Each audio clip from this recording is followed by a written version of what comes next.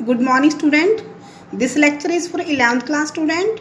Chapter first from Hornbill. Student, I have already taught the chapter. So today we'll discuss exercise question of the chapter. So first question is here.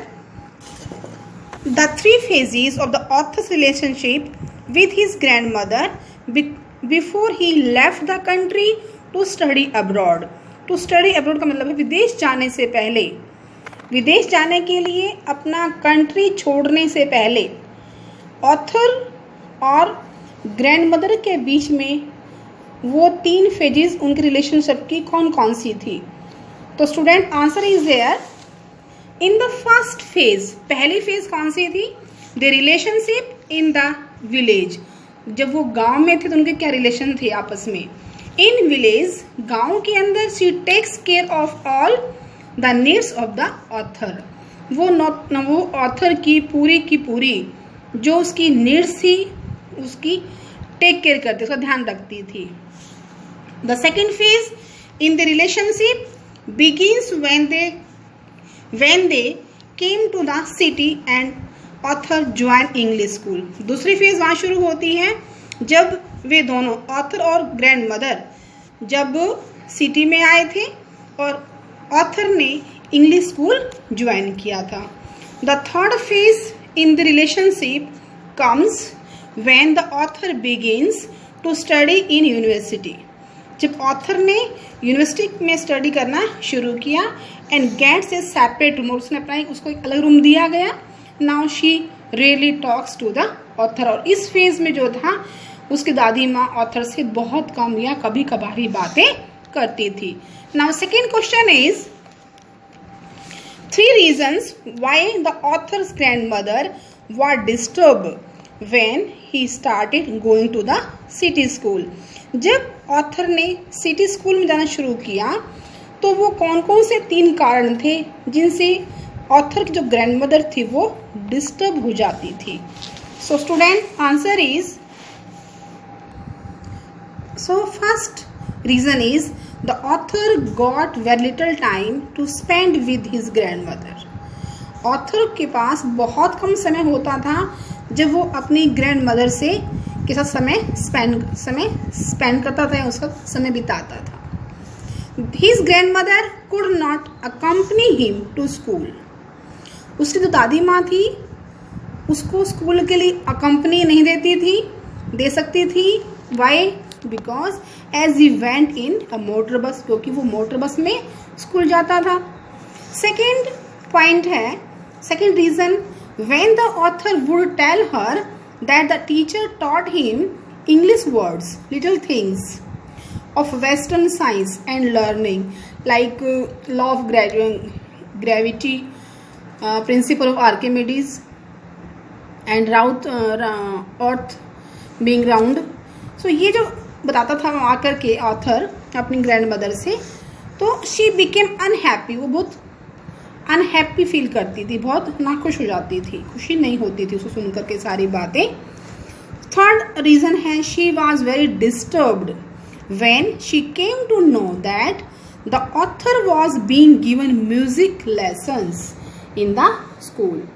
जब उसको ये मालूम हुआ कि author को school के अंदर म्यूजिक के लेसन्स पढ़ाए जाते हैं तो ये सुनकर वो काफ़ी डिस्टर्ब हो गई थी. She was disturbed because there was no teaching about God and the scriptures. क्योंकि वो डिस्टर्ब होती थी जब उसको ये मालूम होता कि तक स्कूल के अंदर कोई भी गॉड या जो स्क्रिप्चर, जो धार्मिक किताबें होती हैं उनकी शिक्षा नहीं दी जाती है. इस वजह से वो काफ़ी डिस्टर्ब हो जाती थी. Question third is, there were 3 ways in which the author's grandmother spent her days after she grew up.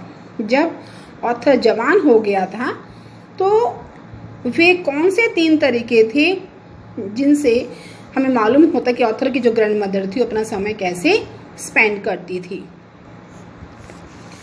तो 3 जो वेज हैं the grandmother author spent her time. First one is from sunrise to sunset. एक तो ये था कि सुबह से सूर्य निकलने, सूर्य अस्त होने तक. She was seen spinning wheel and reciting prayer, कि वो सुबह से शाम तक चरखा काटती थी और अपनी प्रेयर्स को, अपने मंत्र जाप को रिसाइट करती थी, उनको गुनगुनाती थी। दूसरा है C relaxed only a little bit in the afternoon while feeding the sparrows. वो सुबह शाम तक चरखा काटती थी, वो सिर्फ उस समय दोपहर के बाद जब वो चिड़िया को खाना खिलाती थी उस समय थोड़ा बहुत ही रिलैक्स जो है वो करती थी। थर्ड है हर lips always moved in prayers, जो उसके होठ थे वो हमेशा प्रेयर करने में ही मूव होते रहते थे, चलते रहते थे, अपने होठों को हिलाती रहती थी। And her fingers were always busy telling the beads of rosary, जो उसकी जो माला थी वो अपने माला के मनकों को हमेशा उनको टेलिंग करने में ही बिजी रहती थी। इस तरीके से वो अपना समय स्पेंड करती थी। Question number 4 is the odd ways in which the author grandmother behaved just before she died। ऐसे वो कौन से odd मीन्स अजीब विचित्र तरीके हैं जो मदर, उसकी ऑथर की जो ग्रैंड मदर थी, उसने मरने से पहले अपने उन odd ways उसने जो बिहेव किया था, कि कौन से odd ways थे जब दादी माँ ने मरने से पहले उनको अडेप्ट किया, उनको अपनाया था। 3 the odd ways, first one is she did not pray. एक तो उसने मरने से, जो वो मरी उससे कुछ समय पहले उसने अपनी प्रे करनी छोड़ दी थी, उसने प्रे नहीं की। सेकंड है she collected the women of the neighbourhood, उसने आस पड़ोस की औरतों को इकट्ठा कर लिया। गॉट एन ओल्ड ड्रम, एक पुराना ड्रम लिया, एंड स्टार्टेड टू सिंग, और गाना शुरू कर दिया। सेकेंड ऑर्ड भी ये था। थर्ड ऑर्ड था उसका way she hit the drum and saying of the home coming of warriors, उसने ढोल को थम्ड पीटना शुरू किया और उसने जो योद्धा आने वाले, युद्ध से लौटने वाले योद्धाओं के उसने गाने शुरू कर दिए काफ़ी लंबे समय तक। तो ये 3 ऑड वेज थे जो दादी माँ ने अपने मरने से पहले शुरू किए थे। Question number 5, the way in which the sparrows expressed their sorrow when the author's grandmother died। जब दादी माँ की डेथ हुई तो उस समय पर जो चिड़ियाँ थी जिन्हें वो खाना खिलाती थी, उन स्पैरोज ने अपने जो व्यूज़ थे, जो सोरो, अपना दुख कैसे एक्सप्रेस किया था, उन तरीकों को बताई। हमें कैसे मालूम होता है कि स्पैरोज ने दादी माँ की डेथ पर अपने एक्सप्रेशंस शो किए थे।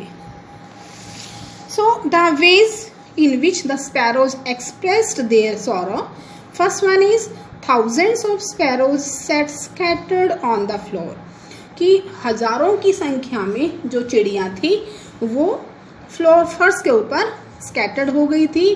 Where grandmother's dead body was laid. Second है द चर्पिंग्स वाज स्टॉप्ड, और जो चिड़िया थी वो बिल्कुल भी चर्प नहीं कर रही थी, बिल्कुल भी अपनी आवाज़ नहीं निकाल रही थी। तीसरा पॉइंट हमारे तीसरा वेज दिखता है कि the sparrows took no notice of the bread